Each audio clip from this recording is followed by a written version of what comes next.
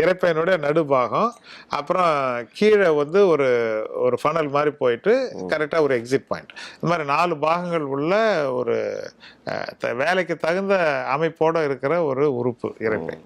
அந்த அக்காமடேஷன் மேலே இருக்கு இல்லைங்களா, இப்போ அவங்க வந்து ஒரு மாதிரி ரிலாக்ஸ்டாக இருந்தாங்கன்னாக்கா இது ரிஃபில் ஆனால் கூட ஒரு திருப்தி வராது.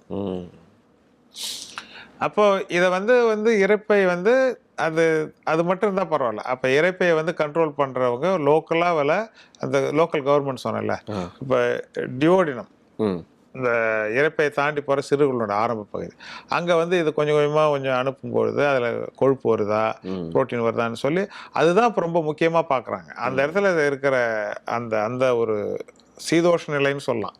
அங்கே இருக்கிற வந்து அந்த கெமிக்கல் லெவல்ஸ் வந்து ஸ்டமக்குக்கு சொல்லுது திருப்தியாக இருக்குன்ட்டு. அப்போ பொறுமையாக சாப்பிட்டிங்கன்னா அந்த இந்த கம்யூனிகேஷன் நம்ம டைம் கொடுக்குறோம்.